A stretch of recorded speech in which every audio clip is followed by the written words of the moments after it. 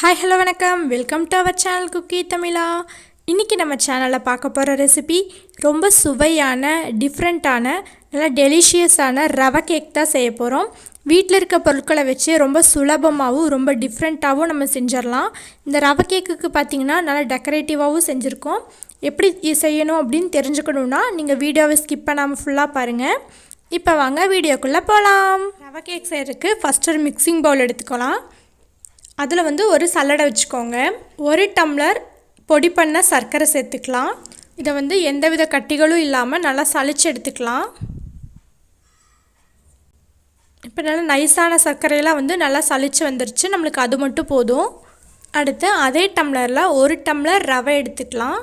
இதை மிக்சியில் போட்டு எந்த அளவுக்கு நம்மளால் நைஸாக அரைக்க முடியுமோ அந்த அளவுக்கு அரைச்சிக்கலாம். இப்போ பார்த்திங்கன்னா நல்லா பவுடர் பண்ணியாச்சு. இன்றைக்கி நம்ம செய்ய போகிற கேக்குக்கு 3 முட்டை வேணும். ஒரு பவுலில் அந்த 3 முட்டையும் உடச்சி நம்ம எடுத்துக்கலாம். 3 முட்டையும் உடச்சதுக்கப்புறமா இதை நல்லா பீட் பண்ணி எடுத்துக்கலாம். இன்றைக்கி நாங்கள் விஸ்கில் தான் பீட் பண்ண போகிறோம். உங்கள்கிட்ட ஃபோக் இருந்துச்சுன்னா நீங்கள் அதில் கூட நல்லா மிக்ஸ் பண்ணிக்கோங்க. இல்லைன்னா இந்த மாதிரி ஹேண்ட் விஸ்க் இருந்துச்சுன்னா அதில் கூட நம்ம பீட் பண்ணிக்கலாம். நம்ம ஃபஸ்ட்டு உடச்சதை விட இப்போ பார்த்திங்கன்னா நல்லா லைட் எல்லோ கலரில் வந்துருச்சு. இது கூடவே நம்ம பொடி பண்ணி சலிச்சு வச்சுருக்க சர்க்கரையை சேர்த்து நல்லா மிக்ஸ் பண்ணிக்கலாம். கொஞ்சம் கொஞ்சமாக சேர்த்து கலந்துக்கோங்க, இல்லைன்னா கட்டி ஆயிரும்.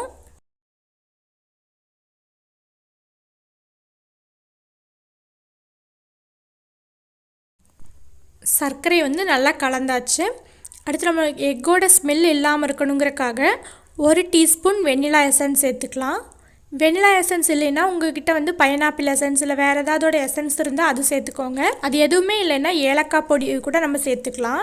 வெண்ணிலா எசன்ஸும் ஊற்றிட்டு நல்லா மிக்ஸ் பண்ணியாச்சு. அடுத்து நம்ம பவுடர் பண்ணி வச்சுருக்க ரவையை நம்ம சலிச்சு சேர்த்துக்கலாம்.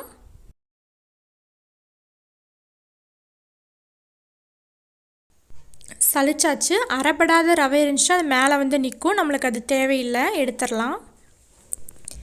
இது கூடவே நம்ம 1/2 கப் மைதா மாவு சேர்த்துக்கலாம். அப்போ தான் நம்ம ரவையோட நல்லா பைண்ட் ஆகி கேக் மாதிரி வரும். வெறும் ரவை மட்டும் போட்டால் அந்தளவுக்கு நம்மளுக்கு பைண்ட் ஆகாது. சேர்த்ததுக்கப்புறமா நல்லா மிக்ஸ் பண்ணிக்கலாம். அடுத்து இதில் நம்ம ட்ரை ஃப்ரூட்ஸோ இல்லை டூட்டி ஃப்ரூட்டி சேர்த்துற மாதிரி இருந்தால் ஒரு டிப்ஸ் இருக்குது. அதுக்கு ஒரு பவுலில் நம்ம என்னென்ன ட்ரை ஃப்ரூட்ஸ் எல்லாம் சேர்த்த போகிறோமோ அதை ஃபுல்லாக போட்டுக்கலாம். இன்றைக்கி நாங்கள் 1 டேபிள் ஸ்பூன் கருப்பு திராட்சை, 1 டேபிள் ஸ்பூன் ரெட் கலர் இருக்கிற tutti frutti, 1 table spoon yellow colour tutti frutti, அடுத்து 1 டேபிள் ஸ்பூன் க்ரீன் கலர் இருக்க டூட்டி ஃப்ரூட்டி. இது எல்லாத்தையும் நாங்கள் இன்றைக்கி சேர்த்த போகிறோம். இது கூட ஒரு 1/2 டேபிள் ஸ்பூன் மைதா மாவு சேர்த்துக்கலாம். சேர்த்துட்டு இதை நல்லா மிக்ஸ் பண்ணி விட்டுக்கோங்க. இந்த மாதிரி பண்ணும்போது தான் நம்ம கேக்கில் சேர்த்தும் போது இந்த டூட்டி ஃப்ரூட்டி எல்லா இடத்துலையும் வரும். இல்லைன்னா ஃபுல்லாக அடியில் போய் நல்லா லேண்ட் ஆகிக்கும். அப்போ நம்ம கேக் சாப்பிடும்போது இடையில இந்த டூட்டி ஃப்ரூட்டி எதுவுமே நம்மளுக்கு கிடைக்காது. அடுத்து இன்றைக்கி நாங்கள் கேக்கு குக்கரில் தான் செய்ய போகிறோம். அதனால் நம்ம அதை குக்கர் ரெடி பண்ணிக்கலாம். இன்றைக்கி நாங்கள் பட்டர் ஷீட் இருந்துச்சுன்னா நம்ம பட்டர் ஷீட் சேர்த்துக்கலாம். நாங்கள் பட்டர் ஷீட் இருக்கிறனால நம்ம அதை சேர்த்திருக்கோம்.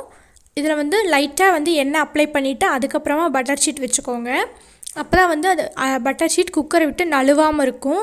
நம்ம கேக் பேட்டர் ஊற்றினாலும் கரெக்டாக இருக்கும்.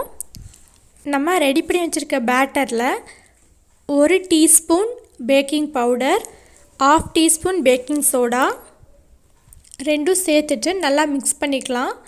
இது கடைசியாக சேர்த்தும் போது தான் நம்மளுக்கு எல்லா பக்கம் ஈவனாகி வரும். முதலே சேர்த்துட்டோன்னா டக்குன்னு நம்ம பேட்டரை ஊற்றிடணும். ரொம்ப நேரம் வைக்கக்கூடாது.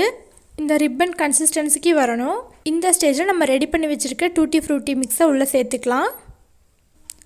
ஒரு வேளை பேட்டர் ரொம்ப கெட்டியாக இருக்க மாதிரி இருந்தால் கொஞ்சமாக பால் சேர்த்துக்கோங்க. 1 டேபிள் ஸ்பூன் போல் சேர்த்துக்கலாம். இது கூட நாங்கள் முந்திரியும் சேர்த்துறோம். முந்திரி, திராட்சை, பிஸ்தா, நம்மளுக்கு என்னென்ன ட்ரை ஃப்ரூட்ஸ் வேணுமோ எல்லாமே சேர்த்துக்கலாம். அதையும் சேர்த்துட்டு நல்லா மிக்ஸ் பண்ணிக்கலாம்.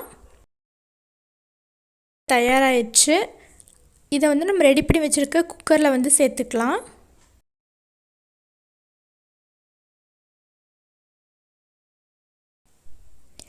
சேர்த்ததுக்கப்புறம் 2 டைம் நல்லா டேப் பண்ணி விட்டுக்கோங்க. அப்போ தான் ஏர் பபிள்ஸ் ஏதாவது இருந்தால் ரிலீஸ் ஆயிரும். இப்போ நம்ம விசிலும் கேஸ்கட்டும் ரிமூவ் பண்ணிவிட்டு அதுக்கப்புறமா குக்கர் மூடியை வந்து க்ளோஸ் பண்ணிக்கலாம். 5 நிமிஷத்துக்கு முன்னாடியே ப்ரீ ஹீட் பண்ணி வச்சுருக்க தோசைக்கல்லில் நம்ம ரெடி பண்ணி வச்சுருக்க குக்கரை வந்து வச்சிடலாம். இது வந்து 45லேருந்து 50 நிமிஷம் வரைக்கும் மீடியம் ஃப்ளேம்லேயே வந்து நல்லா வேகட்டும். ஒரு அரை மணி நேரம் வெந்ததுக்கப்புறமா நம்ம வந்து குக்கர் மூடியை ஓப்பன் பண்ணிவிட்டு ஏதாவது ட்ரை ஃப்ரூட்ஸை வந்து மேலே டெக்கரேஷன் பண்ணணும் அப்படின்னா இந்த ஸ்டேஜில் நம்ம பண்ணிக்கலாம். சேர்த்துட்டு இப்போ வந்து திருப்பவும் க்ளோஸ் பண்ணி விட்டுட்டு இன்னொரு அரை மணி நேரம் நல்லா வேக வச்சுக்கலாம். டோட்டலாக வந்து எங்களுக்கு 50 நிமிஷம் ஆச்சு. இப்போ வந்து ஓப்பன் பண்ணி பார்க்கலாம். இப்போ பார்த்திங்கன்னா கேக் வந்து சூப்பராக வெந்து வந்துருச்சு. இப்போ அடுப்பு ஆஃப் பண்ணிவிட்டு கேக் வந்து நல்லா ஆற விட்டுறலாம். ஓரத்துலலாம் வந்து கத்தி விட்டு நம்ம ஃபுல்லாக ஒட்டியிருக்க கேக்கெலாம் வந்து எடுத்து விட்டுறலாம். இதுக்கு மேலே ஒரு பிளேட் வச்சுட்டு நம்ம கமுத்தி கேக்கை வந்து வெளியே எடுத்துக்கலாம்.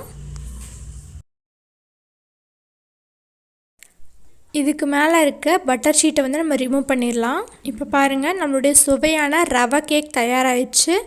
ரொம்ப சிம்பிளாக வீட்டில் இருக்க பொருட்களை வச்சு நல்லா டெக்கரேட்டிவாக நம்ம செஞ்சிட்டோம். இதே மாதிரி நீங்களும் வீட்டில் செஞ்சு பாருங்கள். செஞ்சு பார்த்துட்டு ரவை கேக் எப்படி இருந்துச்சுன்னு சொல்லி கமெண்டில் சொல்லுங்கள். தேங்க்ஸ் ஃபார் வாட்சிங்.